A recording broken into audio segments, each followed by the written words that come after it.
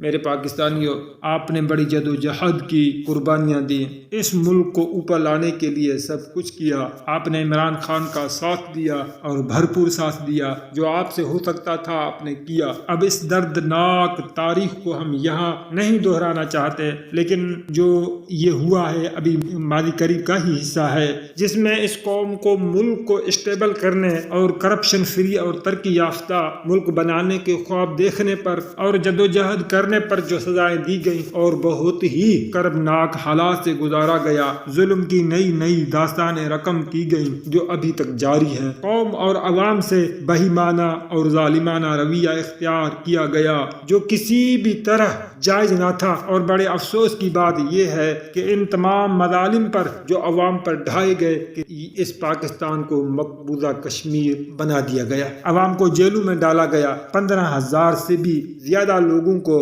سیاسی کارکنوں، نہتے پاکستانیوں کو جیلوں میں ڈال دیا گیا، جو ابھی تک وہاں بے گناہ جیلوں میں سڑ رہے ہیں اور جن کا کوئی بھی پرسان حال نہیں۔ عوام کے ساتھ یہ سب کیوں ہوا؟ کس چیز کی انہیں سزا دی گئی؟ کیوں عوام پر ظلم کے پہاڑ توڑے گئے؟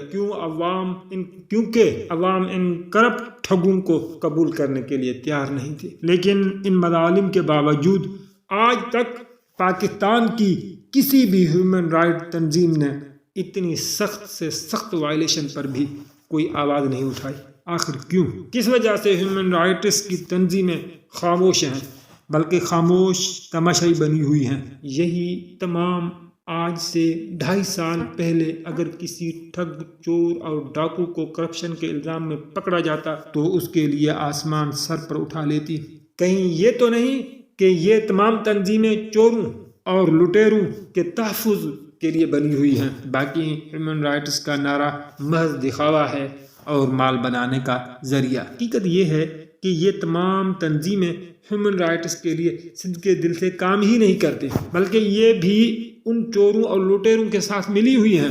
جب ان کے حقوق اور مفاد کو کوئی خطرہ درپیش آتا ہے تو یہ تمام اٹھ کھڑی ہوتی ہیں، اور نہیں تو بس سو جاتی ہیں، یا پھر طاقتوروں کے آگے بھیگی بلی بن جاتی ہیں۔ کچھ یہی صورتحال یہاں کے صحافیوں کی ہے۔ خیر، اب تو صحافت یہ ہے کہ نواز شریف کی سائڈ ہو جاؤ، اس کے لیے بولنا لکھنا شروع کر دو، تمہیں تیسرے دن کوئی نہ کوئی عہدہ مل جائے گا، پھر اس عہدے پر بیٹھے مال بناتے رہو اور صحافت بھی کرتے رہو۔ صحافی کیا جانے عوام کے حقوق کو، اور کیا پڑھیے ان کو کہ عوام پر کتنا ظلم ڈھایا جا رہا ہے، اس کو دیکھیں، اور یہ کہ مہنگائی کتنی بڑھ گئی ہے۔ انہیں تو بس اسکرپٹ دیا جاتا ہے کہ بھائی اپنے اپنے پلیٹ فارم سے جا کر اس کو پڑھو، عوام کو سناؤ، اور بس باقی عدلیہ کا نام نہ لیجیے تو بہتر ہے، کیونکہ جب ہماری سپریم کورٹ کا عدل و انصاف ساری دنیا پر آشکار ہو گیا ہے، پاکستانیوں پر تو اور بھی آشکار ہو گیا ہے، تو بس مزید کہنے کی کوئی ضرورت نہیں بچ گئی۔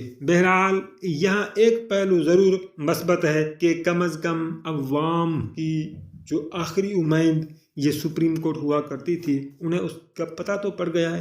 بس اب عوام کی آخری امید ایک اللہ پہ ہے، جس کے ہاں دیر ضرور ہے لیکن اندھیر نہیں۔ یہ فرعون ایک دن ضرور غرق ہونا ہے، اور موسیٰ نے بھی ایک دن ضرور اس قوم کو غلامی سے آزادی دلانی ہے۔ یہ چور، لٹیرے اور ڈاکو اور ٹھگ ایک دن ضرور اپنے فرعون کے ساتھ غرق ہوں گے، وہ دن دور نہیں۔ ہاں، لیکن اس وقت فرعون کے ظلم کو دیکھ کر مایوس مت ہونا۔ آج فرعون کی باری ہے اور کل موسیٰ کی باری بھی آئے گی۔ میرے پاکستانیوں، آپ نے گھبرانا نہیں۔ ہم ایاک نعبد و ایاک نستعین کہتے ہیں، اسی اللہ پہ بھروسہ اور یقین رکھتے ہیں جو ہمیشہ مظلوم کا حامی ہوتا ہے۔ یہ دن کی تپش کچھ وقت کے لیے آتی ہے لیکن پھر چلی جاتی ہے، اور شام کو حالات سازگار بن جاتے ہیں۔ آپ بطور پاکستانی اس وقت دن کی تپش سے دوچار ہیں، لیکن آپ برداشت کرنے اور ڈٹ جانے والے ہیں، مجھے پتا ہے، سرنڈر کرنے والے نہیں، اور یہ سب آپ اپنے بچوں اور آئندہ کی نسلوں کے لیے کر رہے ہیں۔ میری بات یاد رکھنا، یہ ظلم ایک دن مٹ جائے گا اور نئی صبح ضرور آئے گی، ایک روشن صبح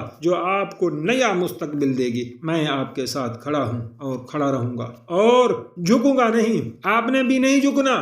ظالم ایک دن خود جھکے گا اور ضرور جھکے گا۔ میرے پاکستانیوں، انہوں نے آپ کے ووٹ کے مینڈیٹ پہ ڈاکہ مارا ہے۔ مجھے معلوم ہے آپ دل برداشتہ ہو گئے ہیں، لیکن مایوس نہ ہوں، میں آپ کو مایوس نہیں دیکھنا چاہتا۔ ہماری جدوجہد ابھی باقی ہے، ہم انشاءاللہ ظالم کو تھکا دیں گے اور اس سے اپنا حق چھین کر لیں گے۔ اٹھو اور اپنے حقوق کے لیے دوبارہ کمر بستہ ہو جاؤ۔ اس قوم اور اس ملک کو میں اکیلا نہیں، ہم سب مل کر غلامی سے نجات دلائیں گے۔ پاکستان زندہ باد، فقط عمران خان۔